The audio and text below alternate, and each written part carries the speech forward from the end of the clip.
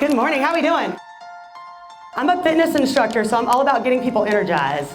You're gonna look at the person next to you, and you're gonna say, hey girl, I don't know why you signed up for this conference,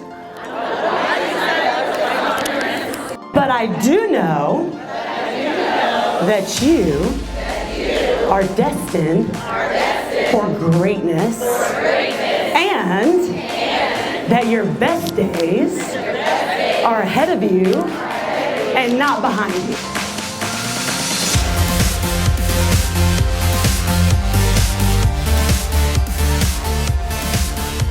You have a full lineup of speakers, exhibitors. You're going to have information overload. So I just want to spend the first 20 minutes of this day to just make sure that your mind is ready, your heart is open, and that you are open to being challenged, to being inspired, and to getting out of your comfort zone and making new friends. Are we okay with that? Is that cool? All right, so for those of you who I don't know yet, good morning.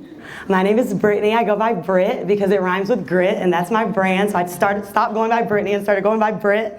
But I'm the founder and owner of Grit Fitness Studios here in Dallas. We've been open for 2 years. We just celebrated our 2-year anniversary. And never in my life did I ever think I would be an owner of a fitness studio. I'm not a trainer. I'm not a ballerina turned, like all the other owners, like I was a dancer and now I own a gym. That wasn't me. I was never thin growing up, none of those things. I was a consultant. I worked at Deloitte. I played basketball in college and got an MBA and did everything by the book. And I had a good life, I made good money, I traveled, I had a good life, but I knew that it wasn't quite what I wanted, and I decided to make a change. So I'll give you the abbreviated version of my story. I call this my bloggable version of my story because it sounds good and gets people pumped up. It's not as pretty as this. Long story short, I'm from Mesquite, very modest family, middle class family, so playing sports was always a big part of what we did, as kids. Being athletes and, competing was always a big part of our life. Unfortunately, I was a pretty gritty little kid, not very talented, but very competitive. And I got recruited to play basketball at Cornell University in upstate New York. Has anybody been to Ithaca? Yes? Really? Oh my gosh, it's awesome. I went the first year, I cried the whole year. I didn't have the right coat, I didn't have the right boots. I was freezing. My dad had to come up and console me, but it was a challenge. It got me out of my comfort zone. It made me meet people I typically wouldn't meet. It made me the person who I am today. And playing sports as a college athlete is a very, very, very tough thing to do. And so that was a really awesome experience. So after that, I moved back to Texas, froze my butt off for 4 years, not staying in New York, moved back to Texas. I worked at Texas Instruments for 2 years. I was in an HR rotation leadership program, and it sounded safe and I could pay off student loans, so I did that for 2 years. And while I was there, or actually my senior year of college, I applied to business school and got a deferred admission to Harvard Business School. So the 2 years I was here in Dallas working in HR at Texas Instruments, I knew I was going to leave and go back to the Northeast and go to business school. And so during that time, I was very much just kind of by the book, just doing what I was supposed to do. Go to college, go to grad school, make your parents proud. You know what I mean? And that which is great. Your parents love you. They want you to be happy. So did that, went to grad school. After grad school, I got my MBA. It's like, okay, now I need to be a consultant because you're either going to be an investment banker or a consultant. And I didn't really like numbers, so I'm going to be a consultant. So I worked for Deloitte for 5 years, and this was an intense part of my life. You wake up every morning on Monday at 3 a.m., you catch a 6 a.m. flight, you go to your client site, you stay with your client till Thursday night. Thursday night, you get to fly home. Friday, you have like one day to do your laundry, clean your house. You have the weekend, you pack up, you work all weekend, and then you fly out again on Monday morning. So I did that for 5 years, okay? So during that time though, I was struggling with my weight, putting on a lot of weight, because when you're traveling Monday through Friday, you just eat at the airport. And you're like, I deserve this taco and this cupcake because I work 50 hours on a client deck, so don't talk to me.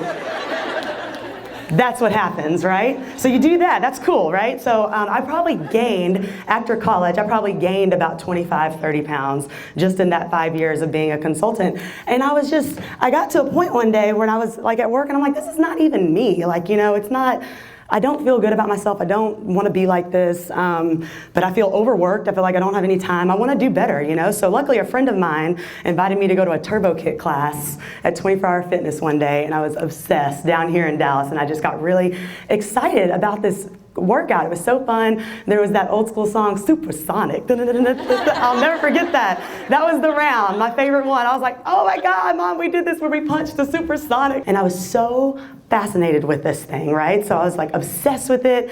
And every week I just wanted to get better and better. And I became a certified fitness instructor. And I also started a blog at this time called Grit by Brit. This was 5 or 6 years ago. Y'all like that it rhymes. Thank you for laughing. About 6 years ago, and I was like, you know, I'm just gonna start writing about like, you know, how I'm gonna try to just eat better or make up workouts to do in my hotel gym, and about these classes that I'm doing and new friends that I'm making. I'm just gonna like start sharing about this journey that I'm going through of like trying to get healthier. And so I was just so amazed that so many women were like awesome, like really, really open to that journey and were empathizing with me. And that was the first time in my life I was really like energized by something. I was like really, really, really excited about it, you know? Because my work was cool and I got paid and I got to buy nice shoes and bags and stuff, but like that didn't excite me, you know? I was like, this is so cool. I want to work on this all day and all night because it's so much fun. And I never felt like that. I did that double life of consulting Monday through Thursday, side hustle, ended up getting a job at 24 Hour Fitness, teaching classes. I would teach 2 to 3 classes every week. I would drive to Louisville to teach spin. I would drive to Plano to teach turbo kick. I was just so obsessed with it. I would come, this is when we planted the seed with the W 5 years ago. They were looking for someone to teach fitness classes on the wet deck, and that's where this all started. 6 years ago, it was me and 4 of my friends on the wet deck, one of them Andrea, who's right here. Remember those days, girl? It was just us. Now we have 100 people there every week. But it was, you know, it was that period of time I was like, okay, I don't know what I want to do. I don't know what the dream job is, but I know that I want to feel like this all the time. This is really cool. So I'm just going to like save some money, save enough money to live for 6 months, and then I'm going to quit my job, and I'm not going to tell anyone, because I know if I tell my parents, they're not going to support me. And I know if I tell my friends, they're going to tell me every reason it won't work. So I'm just going to save enough money to live for 6 months. I'm going to pay off my car, pay down my student loans, and then have enough money to live off for 6 months. I'm just going to quit my job. So I made that personal commitment, and then I quit. So that's the bloggable story that I like to tell people because it gets people excited, right? Are y'all excited now? Yay, that was good. That was awesome. Yes. But the part I don't, you know, tell people is like, you know, what happens after you quit your job and you don't have health insurance and you don't have a salary and you don't know what you're going to do, and you're like, oh my God, I'm by myself. Do people really like this? Are they going to want to do this? You know, so this whole other side that happens after you quit your job. So a lot of people will pump you up like 5 steps to quitting your job, but I would say the most important thing you need to know is that you need to start your business before you start your business. If any of you are entrepreneurs, you need to already have money coming in, you need to already have a business plan, you need to already have customers, you need to already have a target market, you need to already have a PR strategy, you need to already have a stash of cash to fund your business. And thankfully, because of my side hustle for 3 years of working horrible hours in consulting, plus working at night and on the weekends, I was able to build up kind of a following. So when the opportunity came to open the first Grit Fitness studio 2 years ago, we were ready to take off. Because what most people don't understand is that anytime you're trying to start anything new, nothing is more important than momentum and sales. And if you don't start getting momentum and sales right from day one, you are fighting an uphill battle. Real talk. Real talk. Real talk. So anyone who's thinking about making that jump, make sure you've already got some headway, you've already got some momentum, because if you start from nothing and try to take a ball that's stationary and try to get it rolling, it's a lot faster than to take a ball that's already rolling and just make it roll faster. So that was the biggest thing I learned, and I hated that 3 years of my life because I felt so trapped, and I was like, oh, if I could just quit, if I could just quit. But the side hustle is what fueled it, and having the steady salary and, you know, not feeling like it was okay to fail because I had a backup, it made me more open and more available to take challenges, take risks. You know, no one was depending on me. I had no kids. I wasn't married. So, you know, those kind of things give you more free reign to take risk. And the experiences that you get in that time period help you too. My consulting experiences are invaluable when it comes to managing my team, when to making financial plans, when to putting strategic plans together. Without those skills, there's no way I'd be able to lead our team of over 50 people. So don't underestimate the experiences that you're getting every day in your life to catapult whatever your big dream is. So I tell y'all this story just because I wanted just to give you a little bit of background about who I am and why I care about this conference. And the reason I wanted to do a conference, y'all are probably like, why is a fitness studio hosting a conference? It was August of 2014 when I was kind of in this, limbo of like, what am I gonna do with my life? Like, I really love this fitness stuff, but I don't know like how to make it a business, but I know I don't wanna be a consultant, but whatever. I talked to a career coach at that point in time, and she said, you should go attend conferences of the industry that you're interested in. Sometimes it just takes meeting one person to change your whole perspective. And I believe that you can be blessed by experiences and you can be blessed by people who come into your life and just know the right thing to say at the right time. So at that conference, Jillian Michaels was the speaker, and this was like 2014, so she was still like fairly cool. Is she still cool? She's still cool. We like her. She's still cool. We like Jillian Michaels. I'm getting hot. Oh, I'm excited. I'm excited. So Jillian Michaels was the speaker, and I was just like, all right, I have nothing to relate to Jillian Michaels. She's like a trainer, always been a trainer, knows everything about science. I don't, I'm a consultant. I can stay on the beat of music, but I really don't know anything about the body. Like, I don't remember like anatomy. What could we possibly have in common? And she said one thing at the conference that changed me forever, and it was like a really, really impactful quote, and I think you should write this down if you have a pen. She said, work with passion is purpose. Work without passion is punishment. And I was like, that's so true. If you're working for something and you're forced into it and you don't want to do it, that's essentially punishment. That's how we punish people. We make them do chores or we make them do whatever.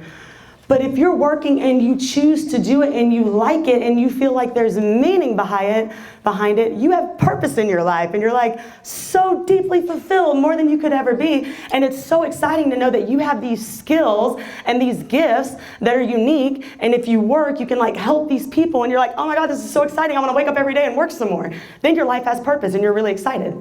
So I was like, wow, this is awesome. This is awesome. And so, thinking back to, what can I do to help all the girls at Grit or all the girls in the community have like a breakthrough moment I had? I was like, I'm not going to be able to say the right thing to the right person at the right time all the way. But if I bring everybody together and let them share a story too, then somebody will say something that will make someone think, yeah? It's a journey of self-exploration, and I think there's 3 phases that come to it that allowed me to get to this point, and I don't think it's really over. I think I continue to have to go through these 3 phases all the time. But the first is, and this is what I want y'all to get out of today, and I want you to think about continuously throughout the day, is what do you want? What do you want? A lot of us think we know what we want, but when we say what do we want, we think about outcomes and labels and types. So when I was in my 20s, when people said, what do you want? I was like, I want a Bentley. And I'm gonna call it Brittany's Bentley. Oh, I got somebody in the back, yes. No, but I'm kidding, guys, I'm kidding. But it was like, I want a really successful job. I want to make this much money. I want to marry a guy who works in finance. I want to have 2 kids. I want to have a house in a high-rise in Uptown and a house in whatever, and a house in New York and blah, blah, blah. And it was all about outcomes and things or status, I want to be a partner at my firm, blah, blah, blah. But I was starting to get some of those things, not the husband yet, but that's on the way. I was starting to get some of those things, I was on partner track now. I was making a lot of money. I was traveling all the world, going on fabulous trips, and I was not happy. So I'm like, this is interesting. I'm starting to get the things that I want, and I'm not happy. And I realized at that point that I'm asking the wrong questions. It's not about what you want, it's how do you want to feel? How do you want to spend your time? Who do you want to be around? Those are the questions you need to ask when you say, what do I want? Because guess what? You can be an entrepreneur, but you're also gonna be broke and alone. Because entrepreneurship is the loneliest place in the world because nobody loves it as much as you. So think about that. If you're a person who needs people to always reassure you and always be around you, entrepreneurship is probably not going to be your thing. All right? So think about, how do I want to feel? Do I want to feel strong? Do I want to feel energetic? What do I want to wear? I wanted to wear workout clothes every day. That was really important to me. It was very important to me. It was, for some reason. And my dad was like, he couldn't get it because, if you come from nothing, he's like, don't you want to wear nice clothes and go to a nice place? I'm like, no, I want to wear workout clothes every day. I want to wear leggings every day. That's what I want. And so those were things, but, it took a lot of self-reflection to get there. How do I want to feel? I want to feel like I'm making an impact. I want to feel like I'm helping people. I want to feel like I'm having fun. Like, I did this thing once where they said visualize your day, like your ideal day, and I just visualized pink. That was 5 years ago. It was like pink, and there were big windows, and I didn't know, but that's the environment I wanted to be in. I wanted to be energetic. I wanted to help people. I wanted to feel strong. Being an athlete, that's always just something that I think is always inside of you. You always want to feel like you can compete, like you can win, like you can accomplish something. So those are things I wanted to feel. So I had to change the questions of what do I want? Because if you always answer what do I want, in terms of how much money you want to make, what status you want to be, you'll never be happy. You're going to get all those things and it's not going to be enough. Because you're not answering the real questions of how do I want to feel? How do I want to spend my time? You may say, oh, I want to be a mom, I want to have kids. But, oh crap, I didn't want to spend my time, at home with 2 toddlers not talking to humans all day. I don't know, whatever. You need to know what's that going to feel like? What's that going to be like? And then chase that feeling, that energy. The second thing is, what energizes you? What makes you excited? I think the word passion is so overused. I don't like it. Throw it away. I'm so passionate about this, passionate about that. Passion is a bunch of BS to me. I don't like it. Your passions change every day. Today I'm into this brand, tomorrow I'm into that brand. Today I'm into Turbo Kick, tomorrow I'm into spin. You know what I mean? What energizes you? That's the question you ask. What gets me really excited to work all the time? That's the question you ask. So not what am I passionate about? What am I really interested in right now? What energizes me so much that I would work on it 24/7 and not mind, okay? Think about, what do I want? What are these ladies saying that it's like? How do they feel on a daily basis? Am I cool with that? And ask yourself. And you know what you want you may already have, and you're just not open and aware and grateful for it. So just think about that. What do I want? Second thing is, and I think this is the hardest part, for me it was, do I believe in myself enough, and do I believe that I'm worthy to have it? That's a hard part. For me it was. I was always someone who knew I worked hard, knew I could, accomplish things if I stayed to it. But I don't know what it is, and I think it's a women's thing too, where we're like, oh, but they can have it. No, it's not really for me. You go make this whole list of reasons why you can't have something that's really, really awesome, like the top job and the best thing and the first place prize. You let somebody else have it. I don't know, maybe you aren't like that, hopefully you're not, but I was like that. I would be willing to put in the work, but then when it came time to take the prize, I would let someone else do that. So it's like, what's making me believe that I'm not worthy of number one? I want the Bentley. Why not me? Somebody's gotta have it, why not me? You know what I mean? So that was like a very, very internal struggle for me. And over the years of, doing the side hustle and the full-time job, I feel like I developed some self-confidence in that period of time that helped me feel like I'm worthy of having this, dream life and spending my time how I want to spend my time. And I think there's 2 things that helped me develop the confidence in that period of time. One was overcoming things that I thought could break me. So if anyone wants to know a really easy way to build your personal self-confidence, go intentionally insert yourself into really, really, really challenging situations and get through them. Who's excited for that? That's it. I believe that's it. And I'll tell y'all a short story. I don't have that much time. So when I was 12, I was a really fat kid. I weighed 106 pounds when I was 8. I weighed 168 pounds when I was 12. But I love sports. I really like to compete. In order to play basketball at my high school, you had to run a mile in 8 minutes. Didn't matter how good of an athlete you were, 8-minute mile, right? for a 12-year-old who weighs 168 pounds, that's impossible. That's really impossible. I ran the mile in 11 minutes and 55 seconds. And then right when I crossed the finish line, I puked the whole Hot Pocket in front of all the 8th graders. And I was like, oh my God, middle school is gonna suck. This sucks, it's so terrible. So then we get to 8th grade. So I've got 1 year left to get ready to run the mile in 8 minutes. So all summer, Texas heat, me and my dad outside with a freaking stopwatch, running all summer. 14 years old at that time, like puking, exhausted. But it was so cool because I made the mile, 7:59, made the mile, went on to be the only person at my high school who got Division I academic scholarship, went to Cornell, got to play all 4 years, played all 4 years. But that moment was transformational for me, and I'm very close to my high school basketball coach right now because I told her, I was like, if you wouldn't have put that pressure on me, even though I hated you and I cursed you, I would have never developed the self-confidence to know that no matter the circumstance, it can't break me. It can't break me.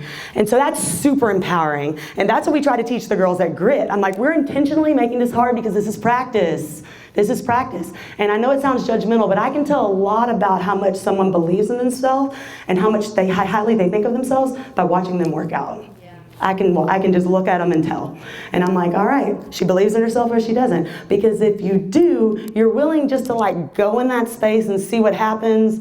Maybe you fail, maybe you don't, but you're open and you're like, no matter what, I know it can't break me.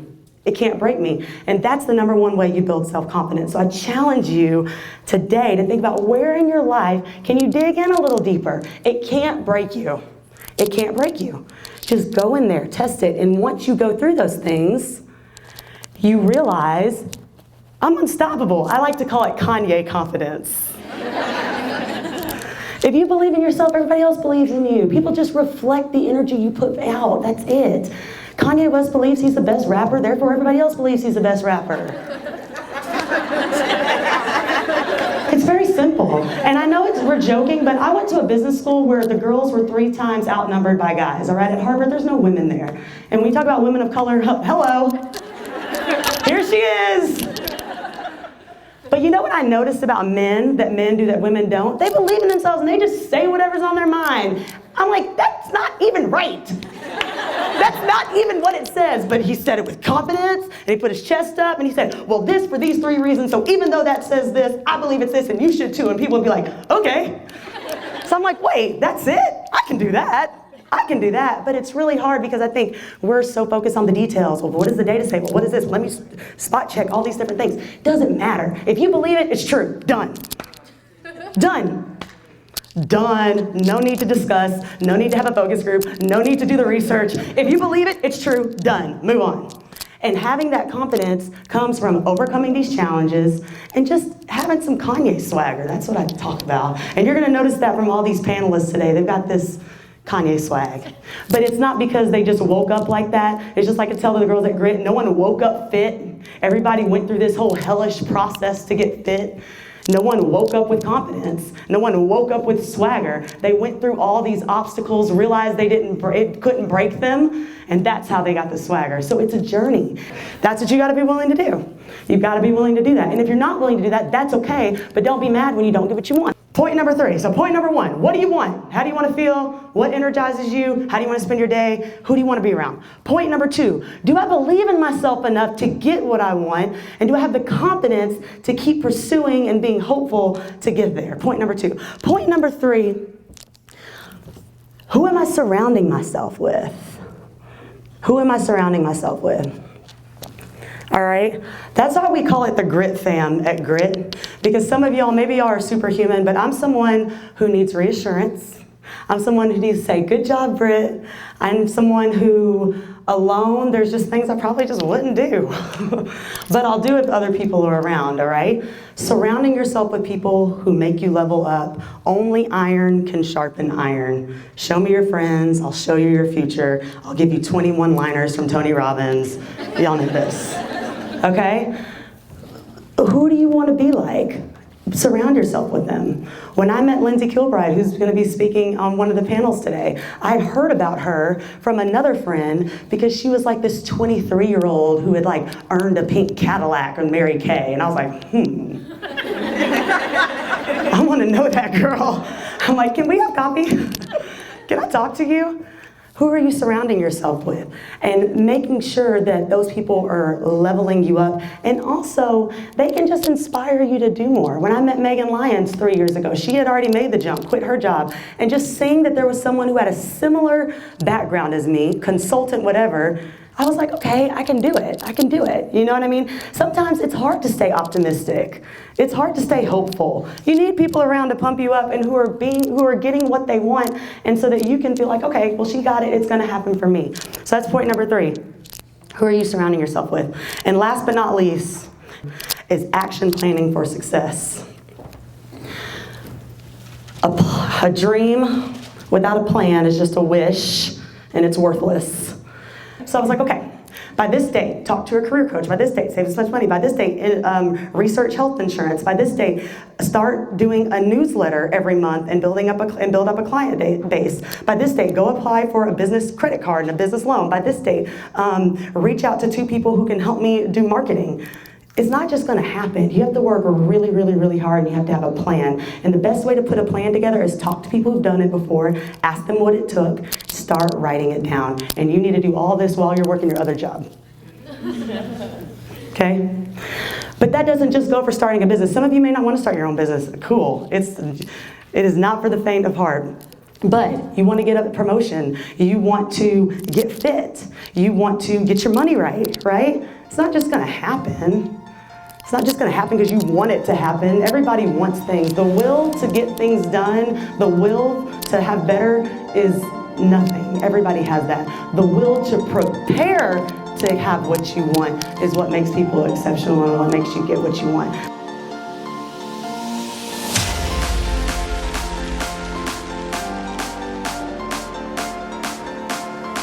Surround yourself with people who believe in you. Surround yourself with people who are going to push you.